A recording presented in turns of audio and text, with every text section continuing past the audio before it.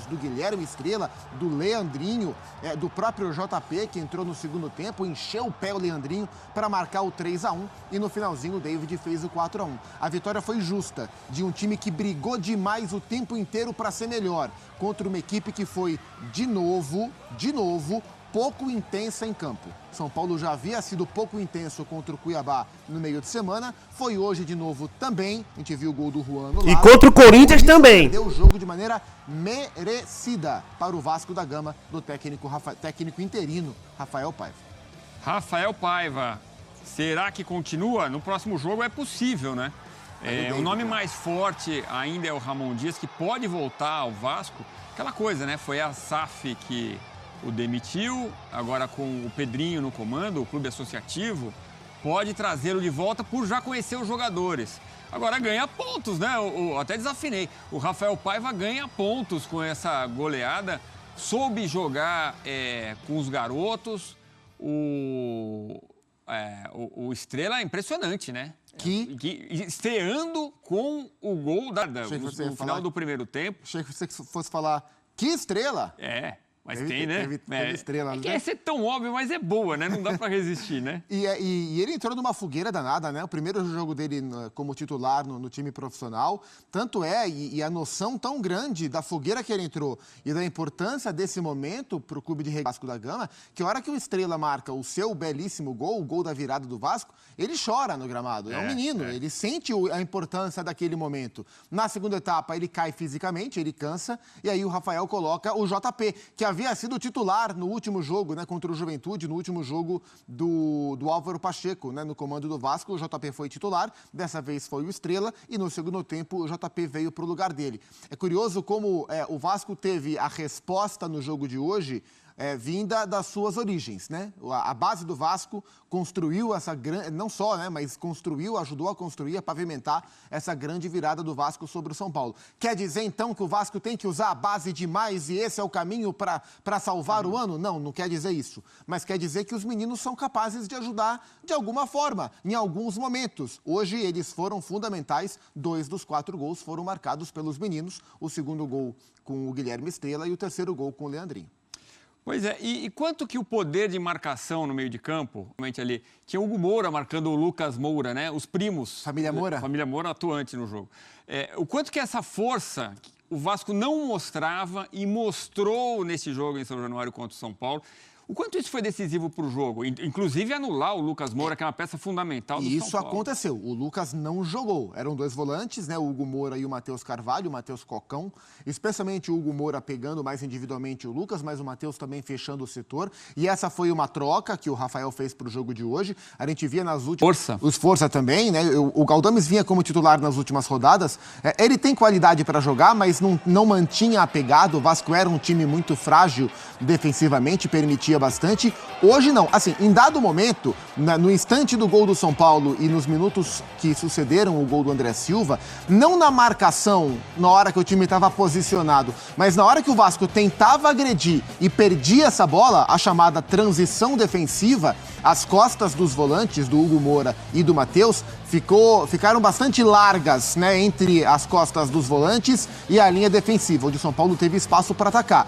Mas depois isso foi encaixado. E a marcação por si só da dupla de volantes contra o Lucas na faixa central do campo, essa marcação tirou o Lucas do jogo. O Lucas não pegou na bola na partida.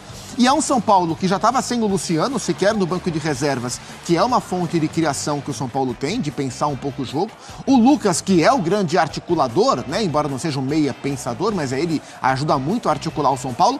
Então o São Paulo tinha menos pensamento no jogo, menos cérebro pensante em campo, né? Os recursos para o São Paulo tentar a vitória eram outros. Com o Lucas anulado, com o ótimo trabalho que os volantes do Vasco fizeram nesse quesito, isso ajudou ao Vasco encontrar caminhos para sobressair contra o São Paulo. O jogo pelos lados do São Paulo não funcionou. No primeiro tempo, com o Galopo caindo pela direita e o Nestor pela esquerda, depois vem o Michel, porque o Nestor se machuca. No segundo tempo, com o Rato entrando pela direita, com o Galopo como segundo volante, depois o Ferreirinha aberto pela esquerda, o jogo pelos lados não funcionou. E eu queria destacar negativamente, de novo, o Galopo. Mais um jogo do Galopo como titular, mais um jogo ruim do Galopo pelo São Paulo. Eu gosto do jogador e ele, quando vinha do banco, ajudava bastante. E acho que ele mereceu as oportunidades que teve como titular, especialmente depois da lesão do Pablo Maia, da convocação do Bobadilha, hoje o Alisson suspenso, natural que ele jogasse. Mas como titular, o Galopo ainda não conseguiu entregar o que ele entregou em jogos em que ele veio do banco. Você falou do Alisson, precisamos falar sobre a ausência do Alisson, quanto isso pesou, né? Mas antes, deixa eu lembrar a classificação. 15 pontos. O Vasco sai da zona do rebaixamento, vai à 15ª posição com 10 pontos ganhos. Quer dizer, deixa a zona do rebaixamento, dá uma respirada espetacular. Mas eu te pergunto, Zupac, é uma vitória para virar a página? Será que essa virada sensacional é suficiente para afastar a crise? Eu diria que não, e diria que não dá para ter convicção sobre isso, assim. Não dá para pegar o jogo de hoje e afirmar, não, agora o Vasco encontrou o caminho, deixou uma fase para trás. Porque, Edu, é um campeonato muito difícil, é um campeonato muito equilibrado, um campeonato onde o Vasco, que é um dos piores times da competição... E teve lei do ex, hein? Teve lei do ex do David, né? É um campeonato em que o Vasco pode ganhar do São Paulo tranquilamente. É um campeonato em que o Criciúma pode ganhar do Botafogo. Amanhã, eu até acho que não vai acontecer, mas o Corinthians pode ganhar do Atlético Paranaense. Essas coisas acontecem. O Fluminense pode ganhar do Flamengo? Pode, também não acho que vai. Pode ganhar do líder. Então, assim, é um campeonato muito equilibrado, né? Olhando, assim, antes do jogo começar, a chance do Vasco ganhar do São Paulo, para a maioria das pessoas... Era de uns 30, né?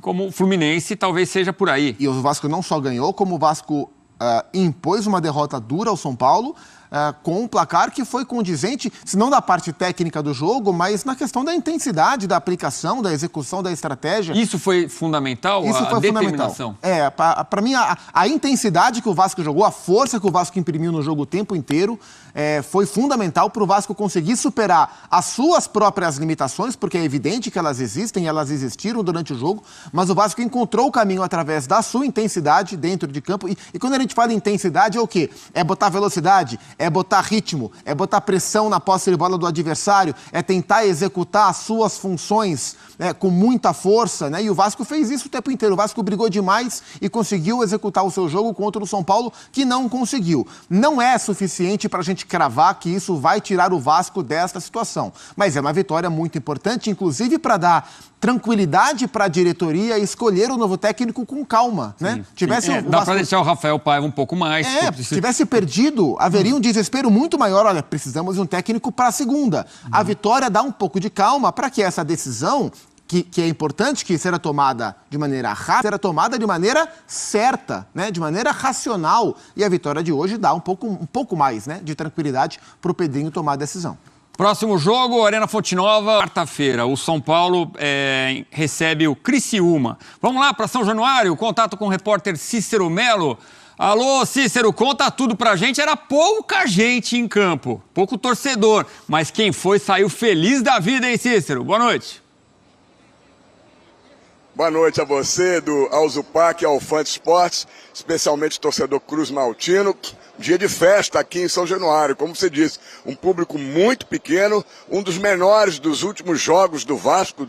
Acho que desde o ano passado não tinha um público tão pequeno, 5.036 torcedores presentes. Isso se explica por vários motivos. Primeiro que a crise de resultados era muito grande, a crise também do clube, né, com a saída da SAF do Vasco, a 777, e principalmente porque as organizadas do Vasco não vieram ao estádio, ficaram do lado de fora e pediram, não proibiram, nem impediram, mas pediram aos torcedores avulsos que não viessem ao jogo. Por isso esse público tão pequeno, além de um jogo sábado, 21h30, é sempre muito complicado. Mas quem veio não se arrependeu. Começou de uma forma que tudo caminhava para mais uma derrota feia do Vasco. Logo aos 10 minutos, o São Paulo abriu o placar numa cabeçada no ângulo do André Silva. Só que o Vasco, depois daí, começou a jogar no primeiro tempo e acabou com essa goleada de 4-1, com 2 destaques, 2 garotos, né? O Estrela, 19 anos, garoto da base, foi o primeiro jogo no time profissional como titular. Ele já tinha jogado 2 jogos no Campeonato Carioca, mas vindo do banco de reservas. Como titular, foi o primeiro jogo e fez um golaço, né? E o outro garoto, Leandrinho, esse já fez algumas partidas no profissional, inclusive não foi o primeiro gol que ele fez, foi o segundo gol dele no time de profissionais. Também é um jogador muito promissor que passou aí por problemas de lesões. A torcida do Vasco está comemorando até agora uma goleada que há muito tempo o Vasco não tinha nessa expressão contra um time da categoria e do nome que tem o São Paulo Futebol Clube. Lembrando que o Vasco vinha de 4 jogos sem vencer. O Vasco tinha 4 jogos, 3 derrotas e um empate, justamente a campanha do técnico que foi mandado embora com 1 mês de clube. Então é isso, nem vou continuar assistindo negócio de Vasco, não. Meu irmão, é o negócio seguinte, humilhação. Fomos humilhados hoje pelo Vasco. Pelo Vasco, um time que levou 6 do Flamengo e 2 do Palmeiras. Levou 6 do Flamengo. Quase que a gente levava 6 hoje do Vasco. Com o Jandrei no gol, com o Galopo de segundo volante, com o Luiz Gustavo, com o Diego Costa. Quase que a gente levava 6 hoje do Vasco. Que humilhação. Faltou vergonha na cara. Essa eu não esperava. Isso que até ia ser um jogo de dificuldade. São Paulo fez um gol, falei, oxe, vai ser tranquilo o jogo. Aí acaba nessa humilhação aí. Parabéns pro Vasco, tá? Parabéns pro Vasco aqui que jogou e merecia fazer mais no São Paulo, tá?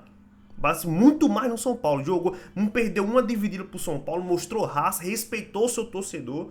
E o São Paulo não fez isso com nós torcedores. Humilhação. Parabéns ao Vasco e Zubeldia. Vamos ajeitar a coisa aí, viu? O negócio tá feio.